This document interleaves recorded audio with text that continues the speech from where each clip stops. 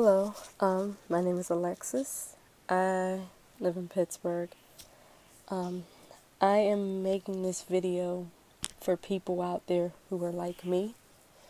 I have had keratoconus now since 2011, meaning almost 7 years now. It's 2018. Um, it's frustrating having it. You know, can't rub your eyes, which is like the hardest thing in the world not to do. It's scary at first, you know. I was always told it wasn't hereditary, but my sister had it as well. She had it before me, and she ended up having to get a corneal transplant. And that was always my first fear when I found out I had it, was that I hope I don't have to get a transplant like her. Can no longer wear glasses. I can only wear contacts now, which I guess is one of the plus sides to it because I'm able to drive. I've gone through the smaller hard contacts, soft ones don't work for me, and now I wear these big giant sclera lenses. But that's just besides the point. Recently, I met with my doctor, and she told me that the cross-linking procedure was back.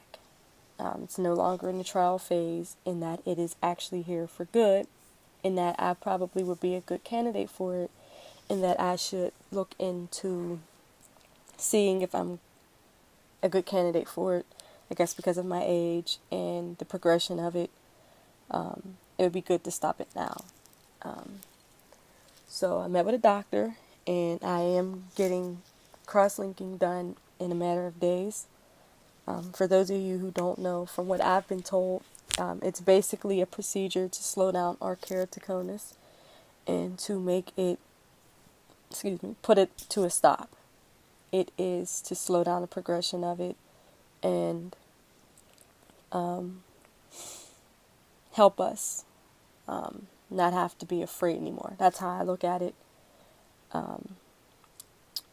So I'm at a point, my procedure is in 5 days, and I wanted to do this video for people who were like me, looking for commentary or other people who have gotten it. And most of the people who got it, the videos I've seen on YouTube were from years ago. So that's really not helping me now. I need something more updated. So for me, with my procedure so far, I've been working with the nurse who will be helping the doctor out on Tuesday for this procedure.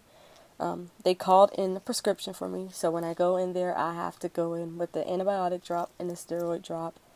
And she told me to come in there with a full stomach, or at least with something on my stomach, because I will have to take a Tylenol or ibuprofen before the procedure starts, I guess, to help with swelling. I'm getting it on this eye. And I also, you're not put to sleep during this, at least where I'm going. You're not put to sleep for this. I'm going to be only given a Valium or a Xanax to relax me. So it's already a nervous thing for me. I've never taken either one of those drugs. So I'm just getting prepared for that. I bought some refresh drops because they said your eyes will be really dry after the procedure, so that's good to have that as well. I also was told that I'll be given a prescription for a pain drop when I leave on Tuesday, so I will definitely make sure I get that. Even if I don't need it, I want to have it next to me at all times. I'm trying to think what else. If you're like me with keratoconus, like I said, I am not able to wear glasses anymore. I can only wear contacts. And since I'm getting this procedure, I was told 2 weeks in advance that I could no longer wear my contact in this eye. And it has been really annoying. My eye's been straining a lot to a point where I cover it, like I walk around like this all day. Or I bought an eye patch, which, if you're not into caring how people look, it can work for you. But it's been hard. It is. You take for advantage your eyesight and the things that you can and cannot do. And when you don't have it, you really miss it. So I guess that's it for now. This is my 5-day check-in. The day before my procedure, I will get back to you guys and let you know how the procedure goes for me, or how I'm getting ready for the procedure, since I'll be within 24 hours of it. I am supposed to be finding out what time I go in tomorrow, so I'll let you guys know that as well. But I want to share this experience with somebody out there who may be afraid like I am, and hopefully I can share that it's not as bad as we are hoping. So that's it for now. I will talk to you guys on Monday. Hey guys, so I am within my 24-hour window um, of the cross-linking procedure tomorrow. I have to actually, it's at 10 o'clock, but I actually have to go in around 9:30, 9:45. They're going to do a pentacam on me one last time to make sure that there hasn't been a significant change. I guess he wants to see what the cornea looks like now, as well as it not being too thin, which I'm kind of questioning that, because I mean, if the point of it is to thicken the cornea, then why does it matter? But I guess it can't be too bad. So I'm keeping my fingers crossed that it's still a good sign to go. I mean, it was good to go in November. Hopefully there hasn't been too much change. I am prepared. I picked up my eye drops on Friday. I got a steroid drop, which is this right here, and then I got another antibiotic drop, and then tomorrow they will call in for a pain drop. I'm definitely going to make sure I have that prescription called in before I leave. I want to have everything with me in case I need it. I don't want any ifs, ands, or buts.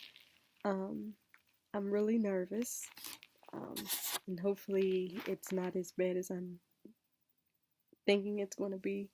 But right now, I'm just trying to stay as calm as possible, as relaxed as possible as well, to keep an open mind as well as a positive mind, for lack of better terms. So, hopefully I'm not right back tomorrow. Hopefully I can give an update on 2 days to tell you how my first day went, how the procedure went and everything, and how my first night was. And I will get back to you guys after my post-op appointment, which will be the next day, which will be Wednesday. So I will talk to you soon. Bye, everybody. So this is a little later than anticipated. This is my post cross-linking surgery of my first eye. It actually has been 8 days now since the actual day of the surgery, and I actually can tell you, for me personally, it wasn't half as bad as I expected it to be, especially the pain. That morning I went in, the doctor made sure that I wouldn't have to pay a thing, which is a good thing. He was a very good doctor. And we went through with it. Before everything started, I had to take a Tylenol and Xanax, which kept me very drowsy for 3 or 4 days after. I don't know if that's common, but I was really sleepy after. And then before this procedure, they put like some drops in my eyes. They went over and told me everything that they were going to do. They removed that outer layer, like the epithelium or whatever it's called. And then it's growing back currently. So I went back, I laid down in a chair, and they began to clean my eye of everything, and then put some tape on my eyelid, like to take my eyelashes back, and they also put a clamp in my eye to keep it open. And for about 5 minutes, like it says, if you've been reading articles, they definitely do remove the layer. They covered this eye, which is like a patch or something, so I couldn't see everything that they were doing, but it was really, really cool but freaky in the same sense. Just like I could see them like wiping down and doing different things. After that, he removed the clamp, and every 2 minutes for about a half hour, he did apply the riboflavin, and then I would close my eye and sit there and relax for a minute. And the doctor would talk to me. The nurses came back and asked me, was I doing okay? The harder part was when they put the clamp in and I had to look at under the UV light. That was the harder part. I actually had to they put the held the eyelid back again, and then they also put the clamp in, like I said, and then he kept putting the drops in there. It wasn't as many times in that second half hour. Instead of every 2 minutes, I'd say maybe 3 minutes or 4 minutes he would do it. But he did that, and then he added another drop. I started to feel a little pain, which I let him know, and he put more numbing drops in there, and everything was okay. After the procedure, they went over the drops that I had to take. I had to take Vigamox, which was an antibiotic drop, and FML Forte, which is a steroid drop. I took those 4 times a day, so I spaced it out. I would start at 10, and then every 4 hours, I would take them again. So from 10 to 10, I took them. That first day, I was just really out of it, which is what they want. They want you to go home and rest as long as possible. I was really sleepy. On the scale of 1 to 10, the pain to me was about a 5. The first few hours, as the night went on, the pain went down to like a 4. Me personally, I thought that getting sand in your eye was more painful than that. My eye just felt really dry and really tired. That's what the pain felt like to me. All the other stories and people saying it was an intense pain and all of these stuff wasn't true for me. My eye did tear up a lot, like even opening it for 2 seconds, the water would just flush out, which kind of knocked the bandage I had out. Didn't put it back in, called the doctor, they said to just keep my eye closed. When I went back the next day, they put another one in. Yeah, my eye, it just leaked so badly that first day. My sinuses kind of bothered me, like in this area, you could feel like it was like blocked up a little bit. But I slept fine that first night. The next day I went for the day after appointment and put a smaller band-aid in. Said I was healing perfectly fine.